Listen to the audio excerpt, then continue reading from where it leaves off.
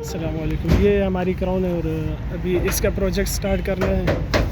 तो इंजन की तो वीडियो आपने देख ली, इसके अंदर इंजन हमने डाला था 1JZ। तो अभी इसके बॉडी का काम करना है, लाए हुए इधर डेंटर के पास। तो अभी पहले इसके फेंडर्स बनाने हैं और आगे जो इसमें थोड़ा बहुत काम है, जहाँ जहाँ से कोई बॉडी का कोई थोड़ा बहुत काम हो तो वो सेट करना है। ये फेंडर्स बनेंगे, ये टायर इसके बाहर निकले तो ऊपर टच होते हैं, ये थोड़ा बाहर निकलेगा, फेंडर्स ये बन जाएंगे। पीछे जो डिग्गी है ये लेवल हो जाएगी, इसका पेंट उतरेगा। आगे बॉनेट है उसका पेंट उतरेगा सारा वो छील के। उसके बाद